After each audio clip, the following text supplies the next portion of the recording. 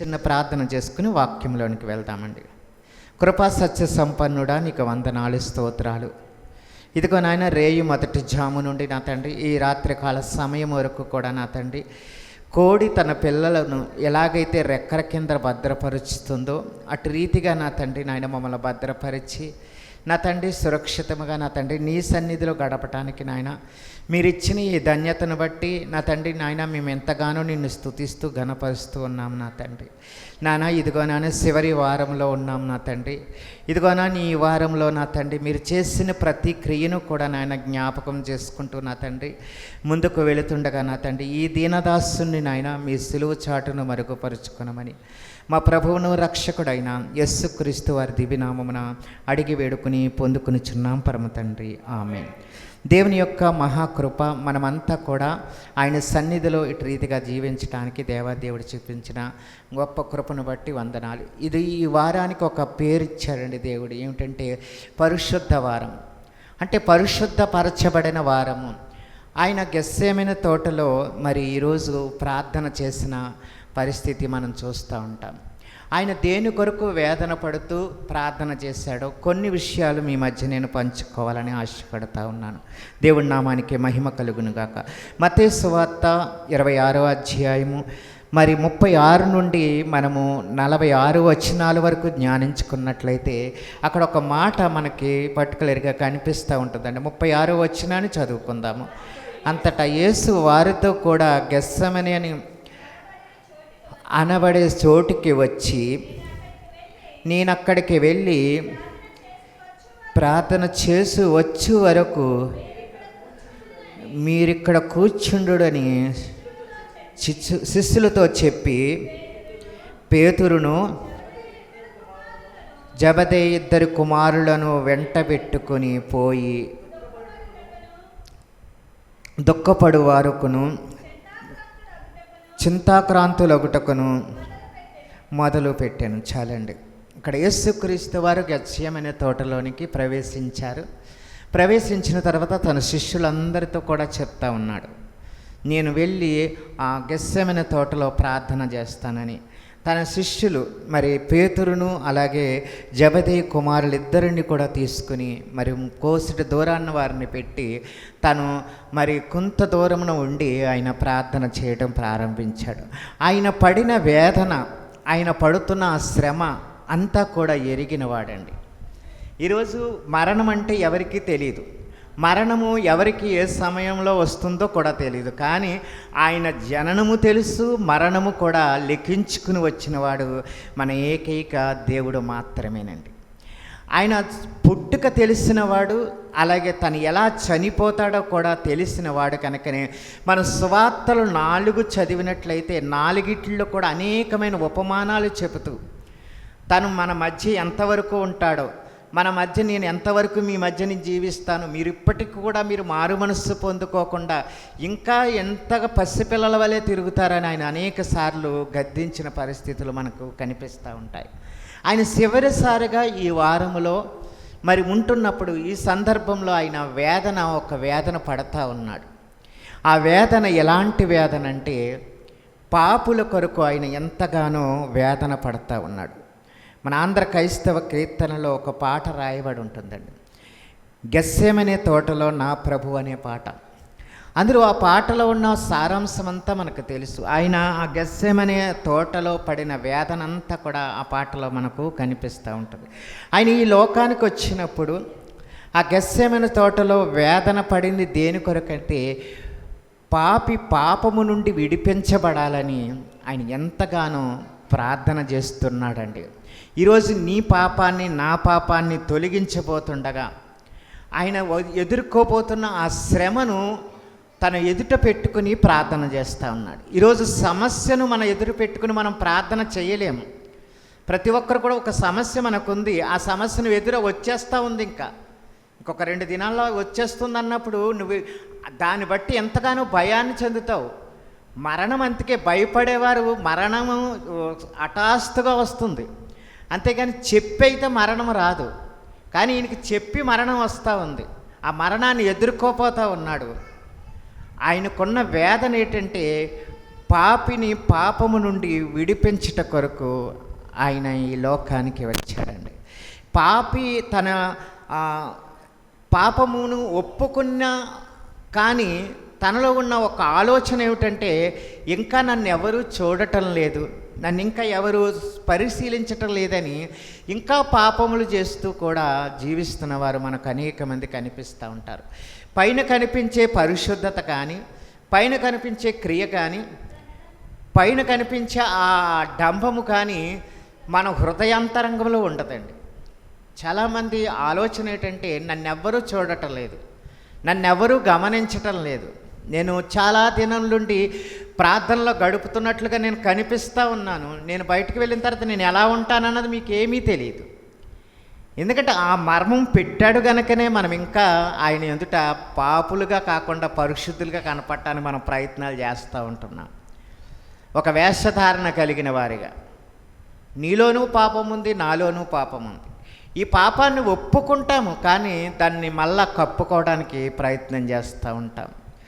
ఈ పాపాన్ని ఒప్పుకోవడం దేవుడి సన్నిధిలో చాలా బాహాటంగా ఒప్పుకుంటాం.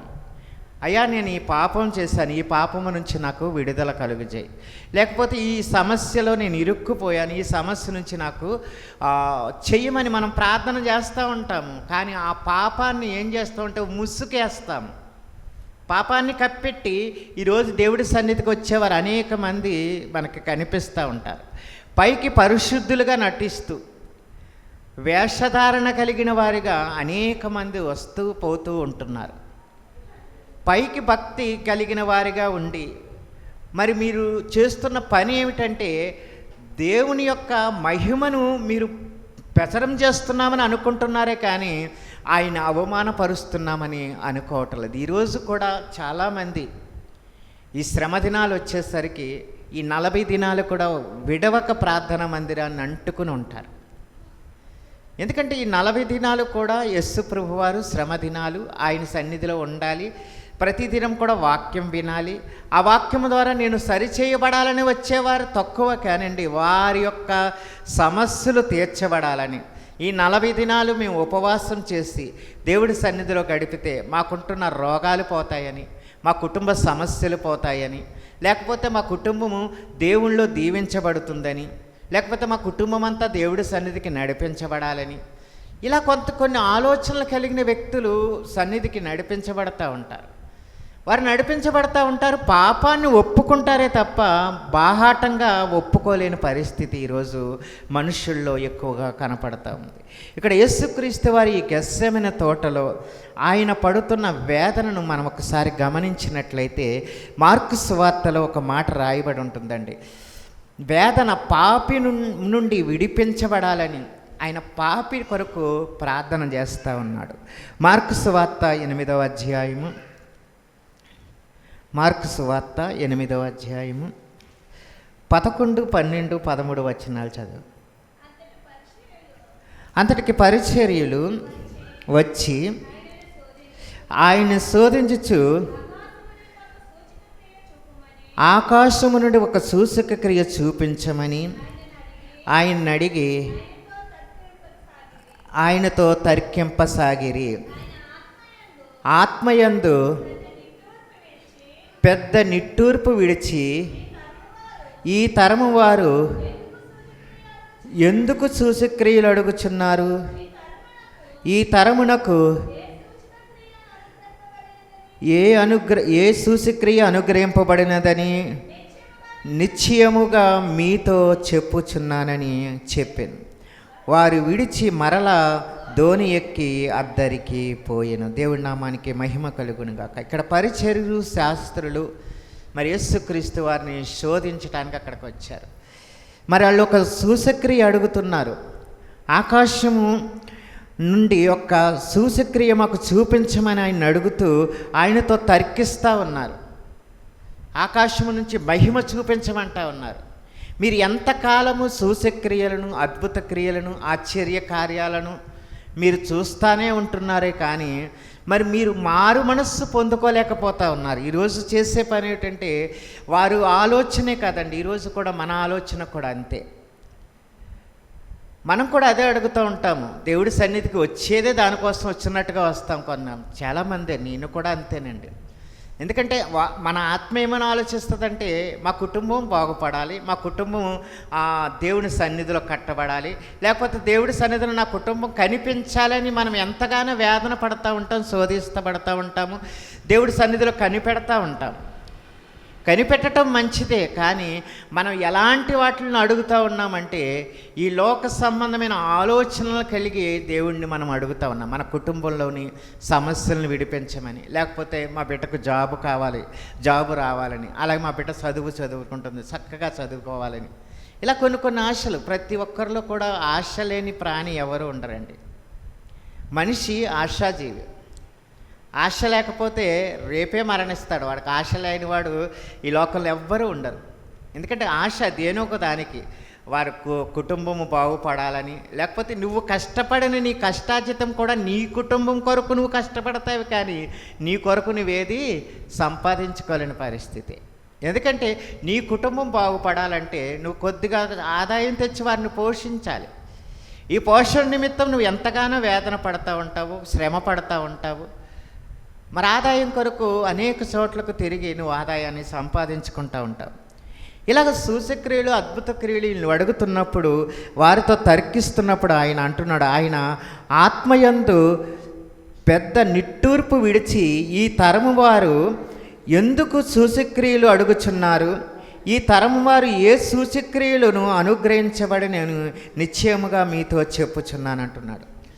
అంటే ఎవరు ఆత్మను యందు పెద్ద నిట్టూర్పు విడిచి, అంటే ఆత్మలో నిట్టూర్పు విడిచేవారుగా ఉండాలి, ఆత్మలో మనము బలపరచబడేవారుగా ఉండాలి. ఇది అడగటం మానేసి ఒక సూచక్రియ కావాలనో, లేదా ఒక అద్భుతం నా జీవితంలో జరగాలనో ఇక్కడ పరిచర్యలు శోధిస్తూ ఉన్నారు, అడుగుతూ ఉన్నారు. ఆయన దేవుడని అంటున్నాడు కదా, ఏ రకంగా దేవుడు అయ్యాడు, ఏ రకంగా ఆయన ఈ లోకమునకు వచ్చాడు, ఎందుకు ఈయన ఇలా మాట్లాడుతున్నాడని ఆయన కూడా వెంబడిస్తూ ఉన్నారండి. శిష్యులతో పాటుగా వారు వెంబడిస్తున్న వారిలో శాస్త్రులు, పరిచర్యలు కూడా అనేక మంది ఆయన వెంబడిస్తూ వస్తూ ఉన్నారు. ఏదో ఒక నింద ఆయన మీద మోపాలని, ఏదో ఒక ఆపద సంబంధించిన మాట ఏదన్నా మాట్లాడితే ఆ మాటను బట్టి అతన్ని పట్టుకోవాలని శోధిస్తూ వస్తూ ఉన్నారు. అయితే పాపమును బయటకు రావాలి అంటే మరి తప్పిపోయిన గొర్రెపిల్ల ఎలాగైతే వెతికి రక్షించాడో, ఈరోజు కూడా నిన్ను ఆయన రక్షించాలని ఆశపడతా ఉన్నాడు. లోకాసు సువార్త 15వ అధ్యాయంలో చూడండి, 3 నుండి 7 వచనాలు మనం చదువుకున్నట్లయితే, అంతటా ఆయన వారితో ఈ ఉపమానము చెప్పెను, మీలో ఏ మనుష్యుడికైనను 100 గొర్రెలు కలిగి ఉండగా వాటిలో ఒకటి తప్పిపోయిన ఎడల 99 వాటిని అడవిలో విడిచిపెట్టి తప్పిపోయిన దాని కొరకు వెతక వెళ్ళడా, అది దొరికినప్పుడు సంతోషముతో దాని భుజము మీద వేసుకుని ఇంటికి వచ్చి తన స్నేహితులతో పొరుగు వారిని పిలిచి, మీరు నాతో కూడా సంతోషించుడని, తప్పిపోయిన నా గొర్రెపిల్ల దొరికినని వారితో చెప్పును కదా. చాలండి, ఇక్కడ చెప్తా ఉన్నాడు. ఈ గొర్రె ఉపమానం ఎందుకు చెప్తా ఉన్నాడంటే, నేను కూడా తప్పిపోయే ఈ లోకంలో జీవిస్తూ ఉన్నాం. ఈ తప్పిపోయిన గొర్రె పిల్లలాగే మన జీవితం కూడా ఉంది. ఎందుకంటే 100 గొర్రెలు కలిగి ఉన్న ఆ యజమానుడు, 100 గొర్రెలు కలిగి ఉన్న ఆ యొక్క ఆ గొర్రెల కాపరి 99 వాటిని ఒక దొడ్డిలో భద్రపరిచి ఈ విడిచిపెట్టిన ఈ యొక్క గొర్రె పిల్ల కోసం బయలుదేరాడండి. ఒక దుట్టికర్రయు దండం పెట్టుకుని బయలుదేరి వెళ్తా ఉన్నాడు. అది ఎక్కడన్నా చిక్కుకుపోయిందా, ఎక్కడన్నా ఆపదలో పడి ఉందా అని దాన్ని వెతుకుతూ దాన్ని ఉన్న ఆపద నుంచి, ఆ చిక్కు నుంచి దాన్ని తీసుకువచ్చి తన భుజముల మీద వేసుకుని వచ్చి తన స్నేహితులతో చెప్పి సంతోషిస్తున్నాడు, ఇదిగో తప్పిపోయిన నా గొర్రెపిల్ల దొరికిందని. ఈరోజు కూడా పాపివైన నిన్ను కూడా విడిపించటం కొరకు ఆయన ఎదురు చూస్తూ ఉన్నాడు. అందుకే ఆయన వేదన పడతా ఉన్నాడు. ఇంకా పాపిగానే ఉన్నాడు, ఇంకా పరిశుద్ధపరచబట్టలేదు. ఆయన వేదన అదే. ఈరోజు ఆయన గెత్సేమనే తోటలో పడుతున్న వేదన ఏమిటంటే, పాపము నుండి పాపి విడిపించబడాలి. ఈ పాపిని ఎప్పుడైతే విడిపించి తన రక్తంతో శుద్ధి చేయాలని తన ఆశ. తన చివరి దినాలు, మరి కడసారి దినాల్లో ఉన్న ఈ సమయంలో ఆయన కన్నీరు కూడా రక్తం వలె మారిందని మనకి కనిపిస్తూ ఉంటుందండి. అక్కడికి వచ్చి ఆయన కన్నీరు కూడా విడుస్తుంటే ఎంతో బాధాకరమైన విషయం అండి. మనకొక వేదన ఎదుర్కొంటే, ఒక శ్రమ అనే గిన్నె ఆయన ఎదురుగా కనిపిస్తూ ఉంది. ఆయన శ్రమ పడవలసి ఉంది. ఆయన శ్రమ తప్పదు. అది నీ కొరకు, నా కొరకు, మనందరి పాపములను విడిపించుట కొరకు దేవుని గొర్రె పిల్లగా ఆయన ఈ లోకానికి వచ్చాడండి. దేవుడి నామానికి మహిమ కలుగునుగాక. నీ పాపాన్ని, నా పాపాన్ని ఎందుకు తీసివేయాలి? ఆయన ఉన్న ఆలోచన ఏమిటంటే, తన స్వహస్తాలతో చేసుకున్నాడండి. ఒక బొమ్మ మనం చేతులతో చేసుకుంటే, ఒక పెయింట్ మనం చేతులతో చేసుకుంటే దాన్ని ఎంతగా చూసుకుంటామంటే చాలా ఆనందంగా చూసుకుంటూ ఉంటాం. ఎందుకంటే అది మన స్వహస్తాలతో చేసుకున్నాం. ఒక మొక్కను పెంచుతున్నప్పుడు, దాన్ని మనం నీళ్లు పోసి పెంచుతున్నప్పుడు, అది ఫలాలు ఇస్తున్నప్పుడు మనకు ఎంతో సంతోషం అనిపిస్తూ ఉంటుంది. అలాగే తండ్రికి కూడా తన స్వహస్తాలతో చేసుకున్న నిన్ను విడిచిపెట్టడం ఇష్టం లేకే, నిన్ను బయట విడిచిపెట్టడం ఇష్టం లేకే తన ప్రాణాన్ని పెట్టి తన రక్తం ద్వారా పాపాన్ని కడగటానికి ఆయన సిద్ధమైపోతూ ఉన్నాడండి. దేవుడి నామానికి మహిమ కలుగునుగాక. ఆయన పాపిని పాపము నుంచి విడిపించుట కొరకు వస్తూ ఉన్నాడు.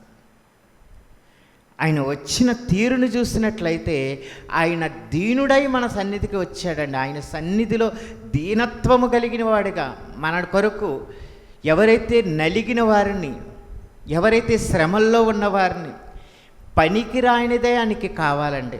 ఈరోజు పనికొచ్చేదాన్ని మనము ఎక్కడికైనా షోరూముకి వెళ్ళమండి, ఎక్కడైనా ఇరుగుపోని వస్తువును కొనుక్కుంటామండి?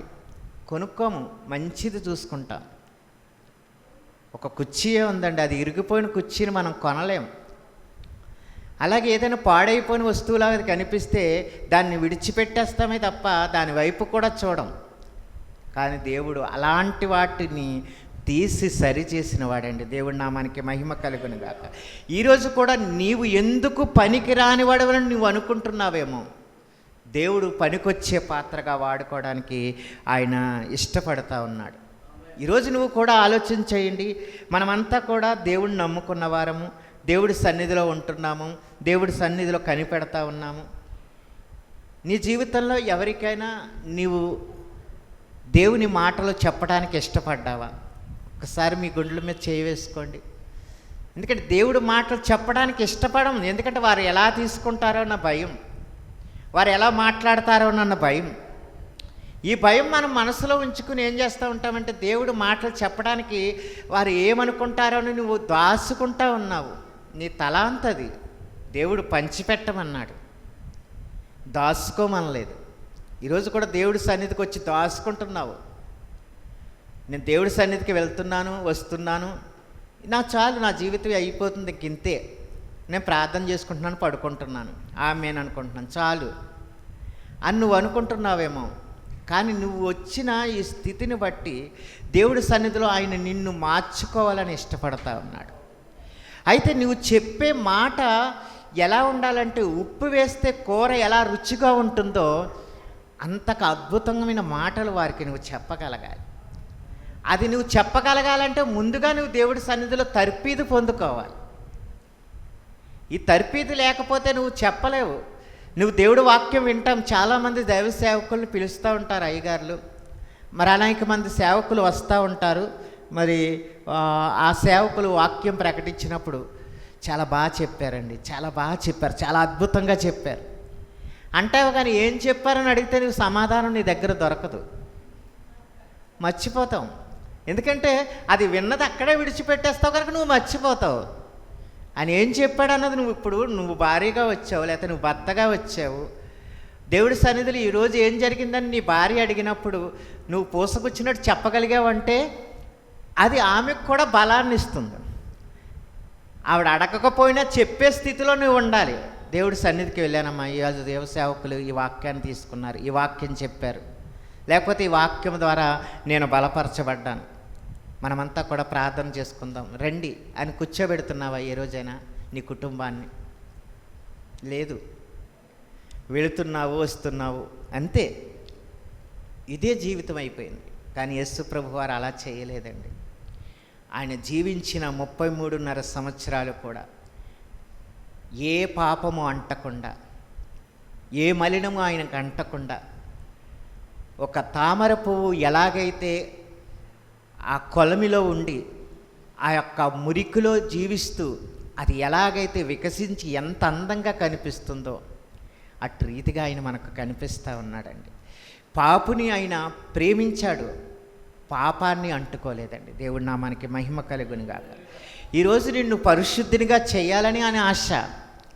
ఇంకా నీకు సమయాన్ని ఇస్తున్నాడు, నీకు అనుకూలత ఇస్తున్నాడు అని అనుకుంటున్నా నువ్వేం చేస్తున్నావంటే, నిన్ను నువ్వు సరి చేసుకుని అనేక మందికి నువ్వు దేవుడు మాటలు చెప్పలేని స్థితిలో ఇంకా నీవు ఉన్నావంటే నువ్వెంతకాలం జీవించినా దానివల్ల ఎటువంటి ఉపయోగం లేదు.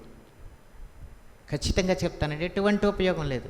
నువ్వు పనిచేసే ప్రాంతం కానీ, నువ్వెవరైనా నీ కుటుంబస్తులు నీ ఇంటికి ఆహ్వానించినప్పుడు కానీ, ఒక సహోదరి విషయాన్ని మీకు చెప్పాలని ఆశపడుతున్నాను. తన గవర్నమెంట్ ఎంప్లాయ్ అండి, తన గవర్నమెంట్ ఎంప్లాయ్ జాబును కోల్పోయింది. అయితే జాబ్ కోల్పోయిన తర్వాత ఎంతో ఇరకాటం, ఇబ్బంది, చాలా నలిగిపోయిన జీవితం. అయితే ఆమె ఒక ప్రణాళిక వేసుకుంది. ఏమిటంటే, నాకు ఈ యొక్క సమస్య నుంచి విడిపించి నీ సన్నిధిలో నిలబెట్టగలిగితే ఖచ్చితంగా నీ సాక్షిగా నా బంధువులందరినీ కూడా నేను పిలిచి గొప్ప విందు చేసి నా సాక్ష్యాన్ని అందరికి కూడా వెల్లడి చేయాలని ఆశపడిందండి. ఆశపడటమే కాదు, అది 1 సంవత్సరమని ఆమె తీసుకోలేదండి. దాని కొరకు ఇంచుమించు ₹1,00,000 సేవకుల్ని పిలిపించి, ఒక 5 సేవకులను 6 సేవకుల్ని పిలిపించి ఒక బహిరంగ ప్రాంతంలో ఒక కూటమిని ఏర్పాటు చేసి వారందరితో కూడా వాక్యం తర్పీదిస్తూ అనేక మందికి నాకు జరిగిన ఈ యొక్క కార్యాన్ని బట్టి నేను ఎలాగైతే దేవుడి నుంచి రక్షింపబడ్డానో నా బంధువులందరూ కూడా రక్షింపబడాలి, నా కుటుంబం రక్షింపబడటమే కాదు నా గ్రామం అంతా కూడా రక్షింపబడాలని ఆమె సువార్తను ప్రకటించడానికి ఇష్టపడిందండి. ఈ రోజుకు కూడా కొనసాగించబడుతుందట. ఎంత గొప్ప విషయం అండి. ఆమె టీచర్ జాబ్ చేస్తుంది. అయితే ఆ టీచర్ జాబ్ చేస్తూ ఆ జాబు వచ్చిన ఆ జీతాన్ని కొద్ది కొద్దిగా కూడబెట్టి ఆ సంవత్సరం లాస్ట్లో ఆమె ఏ రోజైతే మళ్ళా జాబులో జాయిన్ అయిందో ఆ రోజును జ్ఞాపకం చేసుకుంటూ ప్రతి సంవత్సరం కూడా ఎడవక సేవకుల్ని పిలిపించి చక్కటి వాక్యాన్ని అందరికి కూడా పంచేదటండి.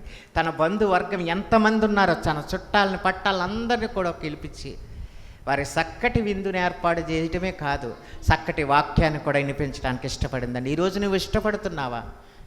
నీ బంధువుల్లో ఒక్కరికైనా నువ్వు సువార్త ప్రకటించగలుగుతున్నావా?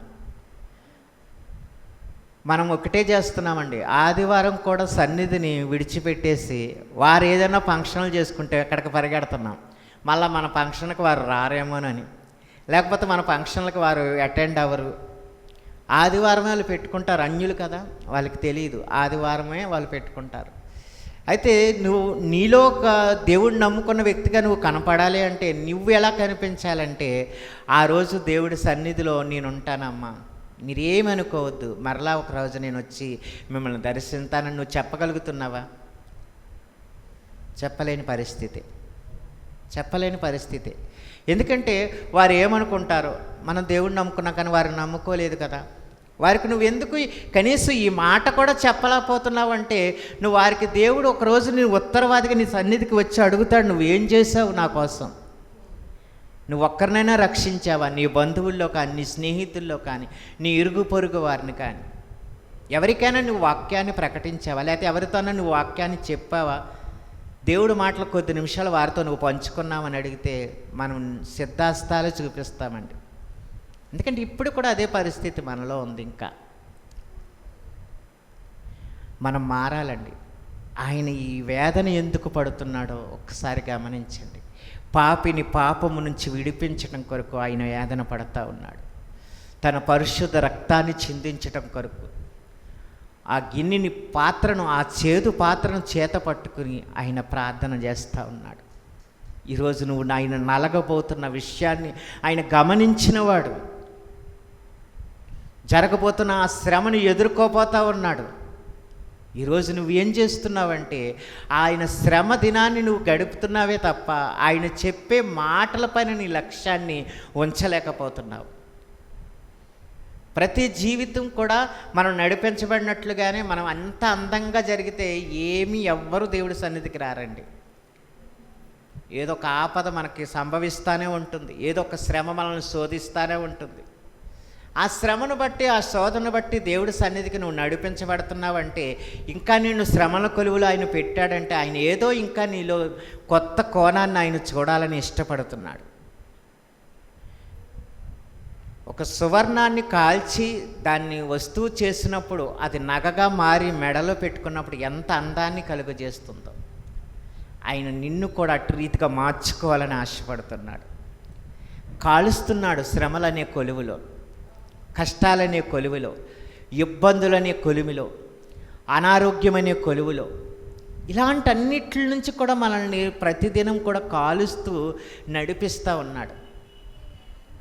కానీ మనం ఏం చేస్తూ ఉంటాం, ఆ శ్రమను తాళలేక దేవుణ్ణి అడుగుతూ ఉంటాం. ఈ శ్రమను తప్పించమని అడగకూడదటండి. ఎవ్వరు ప్రార్థన చేసినా నేను ఒకటే చెప్తానండి, ప్రార్థన చేసినప్పుడు శ్రమను తట్టుకునే శక్తిని దేవుని అడగాలండి. మనం నాయన ఈ శ్రమని ఇష్టమైంది, ఈ శ్రమను తట్టుకునే శక్తి నా శరీరానికి, నా ఆత్మకు నువ్వు దయచేయమని ప్రార్థన చేయాలి. అంతేకాని ఈ శ్రమ నాకు తప్పించు, ఈ శ్రమను నన్ను తీసివేయని అడగకూడదటండి. అపోస్తలుడైన పౌలు గారు కూడా అదే అడిగాడు. ఈ శ్రమలనే ముళ్ళును నాకు తొలగించమని ముమ్మారు ప్రార్థన చేస్తే ఆయన ఒకటే అన్నాడట, నా కృప నీకు చాలు అని. ఈరోజు కూడా ఆయన కృప నీకు చాలు. ఆయన ప్రతిదినం నిన్ను కాపాడుకుంటూ వస్తున్నాడు. నువ్వు గమనిస్తున్నావా? ఆయన నిన్ను ప్రతి దినము కూడా ఎటు తొట్టిల్లిపోకుండా నడిపిస్తున్నాడంటే నువ్వు ఏ రీతిగా దేవుడి సన్నిధికి నడిపించబడాలని ఆయన ఆశపడుతున్నాడు. ఆయన వేదన ఒక్కటేనండి, పాపిగా ఉండిపోవటం ఆయనకి ఇష్టం లేదు. అందుకే సమయాన్ని ఇస్తున్నాడు.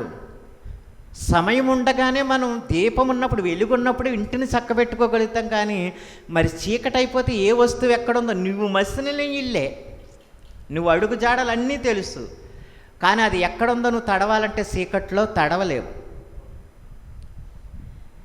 ఆ వెలుగున్నప్పుడే మనం ఏం చేయాలి, దేవుడి సన్నిధిలో ఆయన ఏం చెప్పాడో ఆ మాటల పట్ల మనం లక్ష్యం ఉంచగలిగితే, సేవకులు ఎంతో ఈ 40 దినాలు కూడా చక్కటి మాటలు చెప్తా ఉన్నాడు.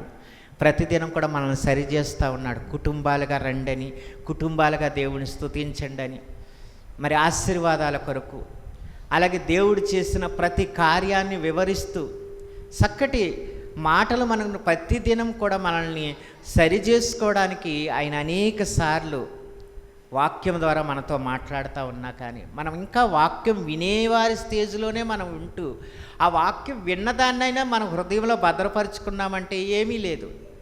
వచ్చి వెళ్ళిపోయే స్థితిలో నువ్వు ఉంటే ఏ ఉపయోగం లేదు. కానీ విన్న మాటను శ్రద్ధగా నువ్వు ఆలకించి ఒకసారి ఇంటికి వెళ్ళి నువ్వు తిరగేసి చూసే పరిస్థితి ఈరోజు నువ్వు ఉన్నదా అంటే ఏమో చెప్పలేము. చాలా తక్కువ మంది అలా చూస్తారు. ఎందుకంటే వాక్యం పట్ల ఆసక్తి కలిగి ఉన్న వారికి మాత్రమే ఆ యొక్క దృఢ సందర్భం, ఆ యొక్క దృఢ సంకల్పం ఉంటుంది వాళ్ళలో. అంటే వాక్యము చదవలేని వారు, చదువులేని వారు అనేక మంది ఉంటారండి. కానీ వాక్యం మాత్రం చాలా చక్కగా మాట్లాడతారు వాళ్ళు. వారికి ఎవరిచ్చారు ఆ జ్ఞానం అంటే దేవుడే ఇచ్చాడు. నేను ఒక సహోదరిని చూశాను, ఆమెకు నోటు తెరిస్తే ఒక అక్షరం కూడా చదవటం కూడా రాదు. ఆమె దేవుడు వాక్యాన్ని ప్రకటించడం ఇలాగ నుంచుని, ఇప్పుడు నేను ఎలాగైతే చెప్తున్నానో అలాగే చెప్తూ ఉంటుంది. ఆమె విన్న మాటలే చెప్తూ ఉంటుంది. ఈరోజు విన్న మాటలే నువ్వు దేవునికి ఎందుకు నువ్వు ఎదుటి వ్యక్తులకు పంచలేకపోతున్నావు? ఒక పాపిని నువ్వు ఎందుకు రక్షించలేకపోతున్నావు? ఇదే ఆయన వేదన పడుతున్నాడు ఈ యొక్క గెస్సమైన తోటలో. ఇంకా పాపిగానే ఉండిపోతున్నాడు దేవా. నాకైతే నా శ్రమను నేను తట్టుకోవడానికి ముందుకు వెళ్తున్నాను, నాతో పాటు నీవు కూడా సహాయపడమని ఆయన వెళ్తున్నాడు.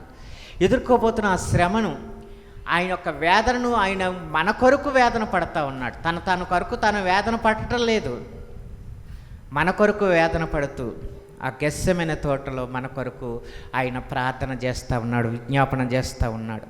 అదే గెస్సెమనే తోటలో ఆయన చేస్తున్నాడు ఏంటంటే, ఆయన తండ్రి చిత్రాన్ని నెరవేర్చడానికి ఈ లోకానికి వచ్చాడు.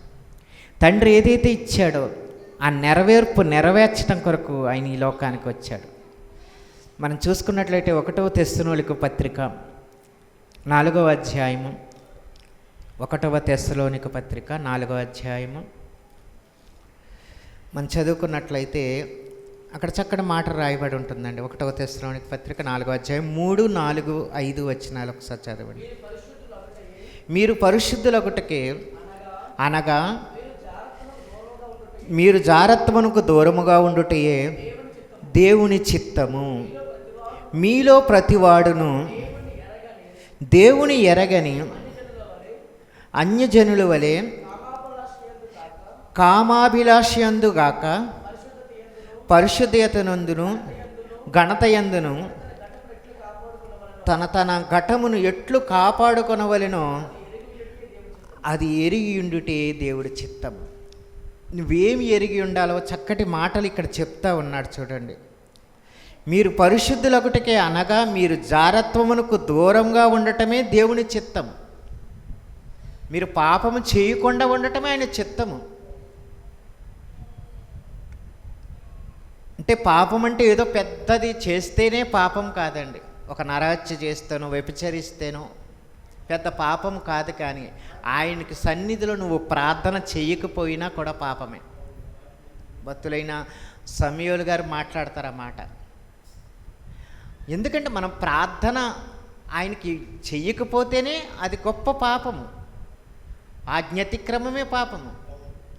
ఆయన ఏదైతే చెప్పాడో ఆ మాటలు నువ్వు ఎదుటి వ్యక్తులు నువ్వు చెప్పలేకపోతే అదే పాపము. ఈరోజు ఆ పాపం చేస్తున్న వారు అనేక మందిలో మనం కూడా ఉన్నామండి. ఎవ్వరు కూడా పరిశుద్ధులు కారు. అందరూ కూడా పాపము చేసి మరి దేవుడు ఇచ్చే ఆజ్ఞను తృణీకరించే నడుస్తూ ఉన్నారు. కానీ ఆయన పరిశుద్ధుడిగా ఈ లోకానికి వచ్చాడు. ఆయన పరిశుద్ధ రక్తంతో మనల్ని కొన్నాడు కనుకనే, విమోచించుకున్నాడు కనుకనే ఆయన చిత్తాన్ని నెరవేర్చుట కొరకు ఆయన ఈ లోకానికి వచ్చాడండి. ఈరోజు నీ చిత్తం ఏమై ఉండాలి? జారత్వమునకు దూరంగా ఉండటమే దేవుడి చిత్తమై ఉండాలి. నీ చిత్తం ఏమిటంటే ఈ పాపానికి దూరంగా ఉండాలి, పరిశుద్ధతకు దగ్గరగా ఉండాలి. ఇది చాలా కష్టం అండి. మాట చెప్పినట్లుగా ఈజీ కాదు పాపానికి దూరంగా ఉండటం అంటే. అది అనేక సార్లు మనం కమిటీ చేస్తూ ఉంటుంది, లాగుతూ ఉంటుంది. నువ్వు ప్రార్థన చేసుకుందామని ఆలోచన కలిగి ఉంటావు. సరిగ్గా అప్పటికే నీకు ఫోన్ కాల్ రావటం, ఆ ఫోన్లో ఇంచుమించు అరగంట పైగా మాట్లాడతావు. కానీ ప్రార్థన ఇప్పుడు దాకా ఫోన్లో మాట్లాడాం కదా, ఒక 10 నిమిషాలు చేసుకుని ముగించుకుందాం అనుకుంటావు. గడియారం వెంక చూస్తుంటావు, ఎప్పుడు 10 నిమిషాలు అవుతూ ఉంటుందని ప్రార్థన చేస్తూ ఉంటావు. నువ్వు టైం చూసుకుని ప్రార్థన చేసేది కాదు దేవుడి ప్రార్థన అంటే. ఆయనతో నువ్వు సంభాషించాలి. దేవా, ఈరోజు నాకు నువ్వు చేసిన మేలును బట్టి నువ్వు ఏ రోజు కృతజ్ఞత చెల్లించాలి, ఏ రోజు కృతజ్ఞత ఆ రోజే చెల్లించాలి. నువ్వు ఊపిరి తీసుకుంటున్నావు కదా, ఈ ఊపిరి తీసుకుంటున్నావు, నీ ఆత్మను బలపరుచుకుంటా ఉన్నావు, నీ శరీరాన్ని బలపరుచుకుంటా ఉన్నావు. ఈ గాలి ఆక్సిజన్ ఆయన ఇచ్చిందే, నువ్వు దీన్ని పీల్చుకుంటున్నావు కదా. ఈ ఊపిరిని ఎలాగైతే పీల్చుకుంటున్నావో ఆయన్ని కూడా ప్రార్థనలో గడపడం కూడా నువ్వు అలా చేయగలగాలి, స్తుతించగలగాలి. కొద్దిసేపు స్తుతించి, కొద్దిసేపు ఆరాధించి, ఆయన చేసిన మేలులు నీ జీవితంలో ఒక్కసారి తలంపులోనికి నువ్వు తెచ్చుకున్నట్లయితే, నువ్వు పుట్టినది మొదలుకొని ఇప్పటి వరకు నీకు అనేకమైన సంఘటనలు నీ ముందు కనిపిస్తాయి. ఆయన చేసిన మేలును బట్టి నువ్వు కృతజ్ఞతలు చెల్లించగలుగుతున్నావా? నువ్వు ఖచ్చితంగా చేయాలి. ఆ పని చేస్తేనే ఆయన చిత్తాన్ని నువ్వు నెరవేర్చగలిగిన వాడిగా అవుతావు. అప్పుడు తెలుస్తుంది నువ్వు ఏ పాపం చేసావో, అంత గతంలో నువ్వు ఏ పాపం చేసావో నీ కంటి ముందు కనిపిస్తుంది. అవును కదా, పలానా చోట నేను ఈ పాపం చేశాను, ఈ తప్పు చేశాను, ఆ తప్పు నుంచి విడిపించబడి ఈరోజు దేవుడి సన్నిధిలో ఉన్నానంటే అది కేవలం నీ కృప ఉందని నువ్వు ప్రార్థన చేయగలుగుతున్నావా? జారత్మనకు దూరముగా ఉండటమే దేవుని చిత్తమైంది. మీలో ప్రతివాడును దేవుని ఎరిగిన అన్యజనుల వలె కామాభిలేషయందు కాక పరిశుద్ధతయందును ఘనతయందును తమ ఘటమును ఎట్లు కాపాడు కొందును అని అది ఎరియుండుటయే దేవుడి చిత్తం. నువ్వేమైతే ఆలోచిస్తున్నావో, ఏదైతే చేస్తున్నావో, నీ ఆలోచన, నీ అభిలాష ఏమై ఉండాలంటే అది దేవుని చిత్తమై ఉండాలి తప్ప మరొకటి అయి ఉండకూడదు.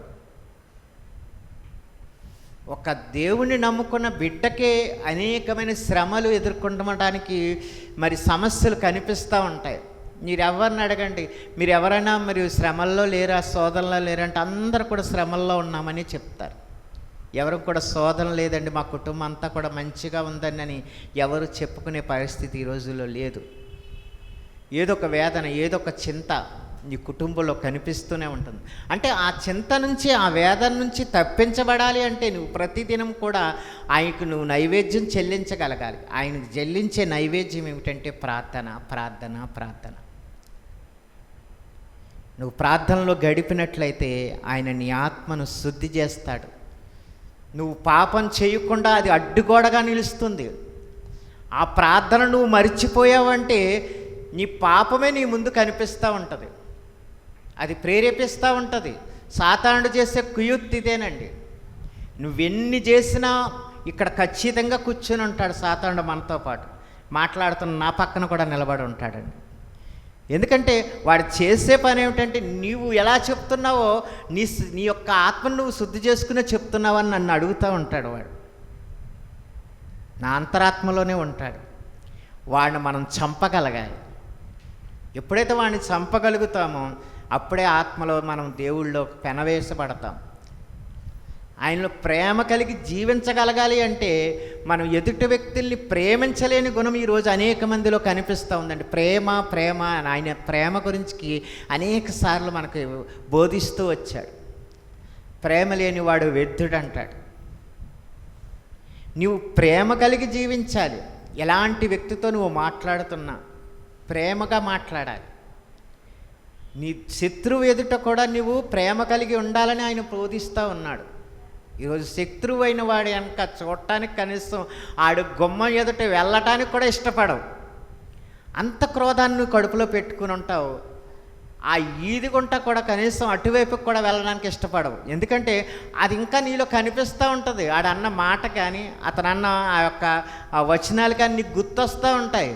కానీ దేవుడి సన్నిధికి వస్తున్నావు కదా, నీకెందుకు దేవుడి మాటలు గుర్తుంటలేదు? మర్చిపోతున్నావు. ఇవి వారు ఎప్పుడో అన్న 5 సంవత్సరాలు 6 సంవత్సరాల క్రితం అన్న మాట కూడా జ్ఞాపకం ఉంటుంది. కొంతమంది జీవితాంతం మర్చిపోరంటండి. వాళ్ళని అంత పగ పెట్టుకుంటారంట. వాళ్ళు ఏముండదు, చిన్న విషయమే. లేకపోతే వారి ఇంట్లో ఏదో ఫంక్షన్ జరిగితే వాళ్ళు రాలేదు, అందుకని అటువైపుకి వెళ్ళటం మానేసే వాళ్ళు ఉన్నారు. వారు ఎందుకు రాలేదో తెలియదు కానీ మనం వాళ్ళ ఫంక్షన్కి వెళ్ళినప్పుడు వెళ్ళాము కానీ మనకు ఎందుకు రాలేదో అలాంటి వాళ్ళతో మాట్లాడకూడదు. అదేమన్నా పెద్ద పగ అండి? ఏమీ కాదు. మన బంధువుల్లోనే, మన స్నేహితుల్లోనే చాలామంది ఇలాంటి వాళ్ళు కనిపిస్తూ ఉంటారు. కొంత అన్నదమ్ములే ఈరోజు కొట్లాడుకుంటూ ఉన్నారు. ఎందుకు చెప్తున్నానంటే ఆత్మలో తీవ్రత కలిగిన వారికి మాత్రమే ఆయన చిత్తాన్ని నెరవేర్చే గొప్ప గుణం కలిగి ఉంటామండి. ఈ గుణం మనం ఎక్కడి నుంచి వస్తుందంటే ఆయన చిత్తాన్ని నెరవేర్చినప్పుడు మాత్రమే మనం పొందుకోగలుగుతాం. నీ శత్రువును కూడా ప్రేమించేంత గొప్ప గుణం ఆయనలో ఉంది కనుకనే ఆయన అంతకే అంటున్నాడు సిలువలో మొదటి మాటగా,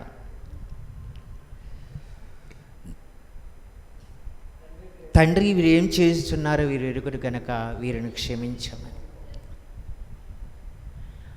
ఆయన అందుకే ఆ మాట అన్నాడు. అంతగా ఆయన మనల్ని ప్రేమిస్తూ ఉన్నాడు. రక్తమంతా కారిపోతూ ఉంది. ఆ సిలువ శ్రమ అనుభవించమంటే అండి మనం మామూలుగా చెప్పేటట్లుగా ఉండదండి. అది చాలా భయంకరమైన పరిస్థితి. అక్కడ సిలువ వేసేవారు అనేక మంది ఉన్నారు. కానీ ఇంత ఘోరముగా, ఇంతగా నలగగొట్టిన మనిషిని సిలువ వేయటం మనకి ఇక్కడ కనిపిస్తూ ఉంటుంది. ఆయన రక్తధారలు నిండుకుని శరీరం అంతా కూడా దున్నబడి ఒక వ్యసనాకాంతుడుగా మారిపోయి తలపై ముల్లి కిరీటం పెట్టుకుని నీ కొరకు నా కొరకు తన చేతులు చాపి కలువరి సిలువలో ఆకాశానికి భూమికి మధ్య వేలాడిన ఆ చిత్రాన్ని ఒకసారి చూసినట్లయితే నీ హృదయం ద్రవించటం లేదా? నీ హృదయంలో ఇంకా బాధ కలగటం లేదా? అంటే ఏంటంటే మనం పైపచ్చి చాలా బాధపడతాం. ఆ యొక్క శ్రమదినం ఆయన పడిన వేదన అంతా ఇంత కాదనుకుంటాం. కానీ ఒక మనుష్యుడు పడే కష్టం కంటే 100 రెట్లు ఆయన పడ్డాడండి. ఒక మనిషికి పడే వేదన కేవలం అది క్షణికం మాత్రమే ఉంటుంది. ఎంతవరకు మనుషుడు తట్టుకోగలడు అంతవరకే వేదన పెట్టాడు దేవుడు. అంతకు మించి వేదన మనిషికి పెట్టలేదు. కానీ తన ప్రియ కుమారుడికి 100 రెట్లు శ్రమనిచ్చాడండి. శ్రమనిచ్చాడు. ఎవరైనా ఒక ప్రాణిని మనము కోసినప్పుడు అది కొద్ది నిమిషాలు కొట్టుకుని చనిపోతుంది. తనలో రక్తమంతా ఏమీ పోదు, అలాగే ఉంటుంది. కొద్ది నిమిషాల తర్వాత అది మరణిస్తుంది. కానీ అలాగా కాదు, తన ఒంటిలో ఉన్న రక్తాన్ని నీరునంతా కూడా విడిచేంత వరకు ప్రాణంతో నిలిచిన ఏకైక దేవుడు మన యేసుక్రీస్తు వారు మాత్రమే అండి. దేవుడి నామానికి మహిమ కలుగునుగాక. అందుకే ఆయన 100 రెట్లు శ్రమను అనుభవించి నీ కొరకు నా కొరకు శ్రమను పొందాడు కనుకనే ఆయన మన పాపముల నుంచి విడిపించట కొరకు కలువరి సిలువలో తన రక్తాన్ని త్యాగం చేశాడండి. ఇంతగా త్యాగం చేసేవారు ఎవరున్నారండి? ఆయన వైపు చూస్తున్నావా? ఆయన వైపు చూసి ఇప్పుడే ప్రార్థన చేసుకో. ఆయన నీతో పాటు ఉండటానికి ఇష్టపడతా ఉన్నాడు. ఇది జరిగి 2026 సంవత్సరాలు అయిపోయింది. ఇంకా కూడా ఆయన అదే సిలువ మనం వేస్తూ ఉన్నాం, అదే శ్రమను మనం పెడుతూ ఉన్నాము అంటే ఇంకా పాపిగానే ఉండిపోతున్నాడంటే ఆయన ఎంత వేదన పడుతున్నాడో ఒక్కసారి గమనించండి. ప్రియ సహోదరి సహోదరుడా, మీతోనే దేవుడు ఈరోజు మాట్లాడబోతూ ఉన్నాడు. ప్రార్థన చేసుకుందామండి. అందరు కూడా తలలు వంచండి, చిన్న ప్రార్థన చేసుకుందాం. మమ్మల్ని మిక్కిలిగా ప్రేమించిన ప్రియ పరలోకపు తండ్రి, ఇంక వందనములు స్తోత్రములు తండ్రి. గెస్సేమైన తోటలో నా తండ్రి మీరు చేసిన ఈ చివరి ప్రార్థన నా తండ్రి, అవునయ్యా నా తండ్రి, మేము నాయన ఎంత వేదనలో శోధనలు నాయన మా ముందు ఉన్నా కానీ తండ్రి మా కొరకైనా తండ్రి నాయన నీ రక్తాన్ని చిందించడానికి ఇష్టపడ్డావయ్యా. ఆ శ్రమను తట్టుకోవడానికి నా తండ్రి నాయన మీరు దేవుడి చిత్తాన్ని నెరవేర్చట కొరకు నాయన మీరు ఈ లోకానికి వచ్చారయ్యా. ఆ శ్రమను నాయన మరి తప్పించమని అడుగుతున్నారే కానీ తండ్రి అది నీ చిత్తమైతేనే అంటున్నావయ్యా. అవునయ్యా, నీ చిత్తానుసారముగా జీవించే కృపను మాకు అనుగ్రహించండి. ఒక పాపినైనా రక్షించి నా తండ్రి నాయన నీ సన్నిధిలో నిలవబెట్టే కృపాభాగ్యాన్ని అనుగ్రహాన్ని మాకు దయచేయండి తండ్రి. ఎవరు నశించిపోవటం నీకు ఇష్టము కాదయ్యా, ఎవరు తప్పిపోవటం నీకు ఇష్టము కాదయ్యా, ఎవరు జారిపోవటం నీకు ఇష్టము కాదయ్యా. ఇంకా సమయాన్ని ఇస్తున్నావు, ఇంకా నా తండ్రి నాయన వారికి నాయన సమయాన్ని ఇస్తున్నా కానీ గ్రహించలేని స్థితిలోనే ఇంకా ఉంటున్నారయ్యా. ఒక్కసారి దర్శించండి అయ్యా, బిడ్డలతో మీరు మాట్లాడండి అయ్యా.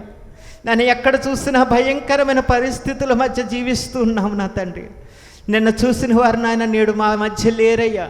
అవునయ్యా నా తండ్రి నాయన, ఎంతో భయంకరమైన పరిస్థితుల్లో నా తండ్రి నాయన ఉంటున్నప్పుడు కూడా నా తండ్రి మీ హస్తాలతో మమ్మల్ని పట్టుకుంటున్నందుకు వందనాలు స్తోత్రాలు తండ్రి. మీ చెయ్యి పెట్టి మమ్మల్ని నడిపిస్తున్నారయ్యా, మీకు వందనాలు స్తోత్రాలు తండ్రి. నాయన మీరు పడిన ఈ వేదన నా తండ్రి నాయన మాకు కూడా కలగాలని ఆశతో ఉన్నాము నాయన.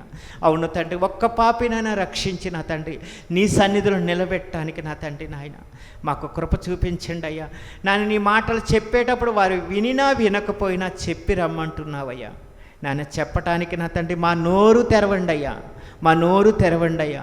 ఒక మూగవాణిగా నాన్న, ఒక గుడ్డివాడిగా పక్కకు పోయే వ్యక్తిగా మేము ఉండకుండా నా తండ్రి నాయన నీ మాటలు చెప్పడానికి నా తండ్రి ఇష్టపడే నాయన గొప్ప హృదయాన్ని మాకు అనుగ్రహించమని నా తండ్రి నాన్న జ్ఞానముతో నడిపించమని నాయన. ఇదిగో నా తండ్రి ఎవరు నశించిపోవటం నాయన నీకు ఇష్టము లేదు కనుక నా తండ్రి ఇంతవరకు కూడా సమయాన్ని ఇస్తున్నావయ్యా. ఈ సమయాన్ని ఇంకా మేము సద్వినియోగపరుచుకోలేకపోతా ఉన్నామేమో నా తండ్రి. ఒకసారి దర్శించి నా తండ్రి నాయన మమ్మల్ని అందరినీ సరిచేసి నా తండ్రి నాయన ఎందరి కొరకైతే నాయన మారు మనస్సు వరకు ప్రార్థన చేస్తున్నామో వారందరూ కూడా నాయన ఈ మందిరంలో కట్టబట్టుకు నాయన కృప చూపించండి తండ్రి.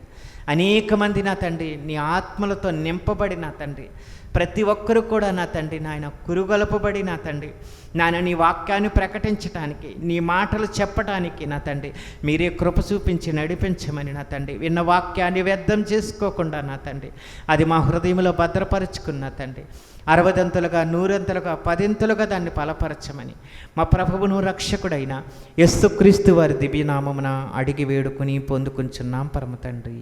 ఆమేన్ ఆమేన్. అందరికీ వందనాలండి. ఈ సమయాన్ని ఇచ్చిన అయ్యగారికి కూడా ప్రత్యేక వందనాలు.